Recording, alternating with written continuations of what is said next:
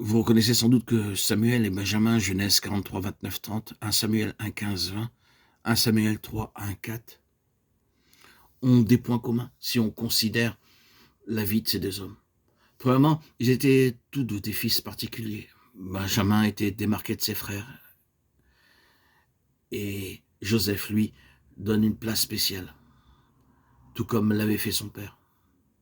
Il avait une position relationnelle particulière envers son père et ses frères. Il en est de même pour Samuel, qui, en qualité de fils, était bien distinct et différent des autres. Nous ne faisons que remarquer ce fait sans nous y attarder.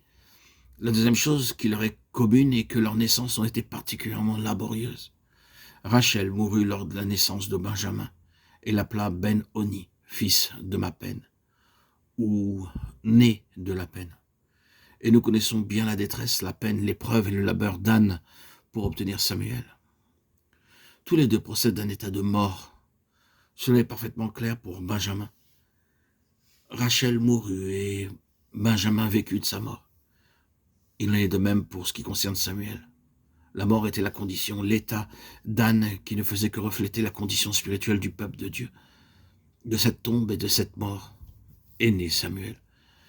Tous les deux arrivèrent à un moment de déclin. L'époque de Benjamin se situait à une période où ses frères et toute la famille, excepté Joseph, étaient dans une condition des plus dégradées spirituellement. La vente de Joseph révèle la triste condition qui prévalait parmi les fils d'Israël dans leur comportement et leur mauvaise conduite.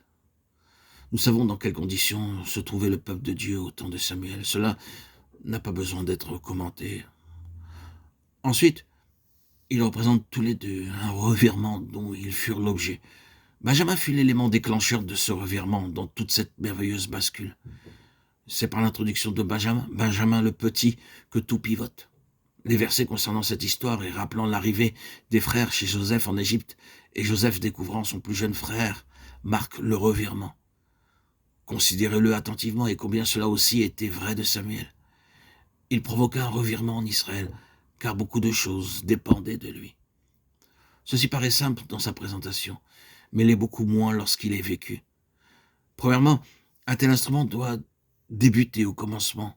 Lorsque le Seigneur allait intervenir en ces temps-là, il ne le fit pas par un homme parvenu à maturité avec déjà une histoire.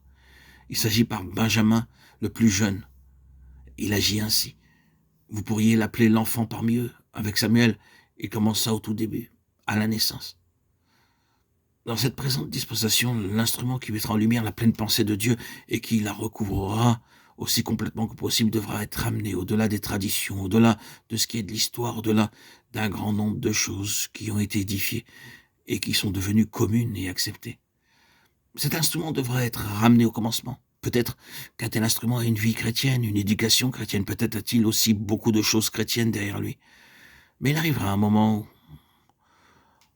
de crise spirituelle, où il semblera qu'il n'y avait rien du tout auparavant.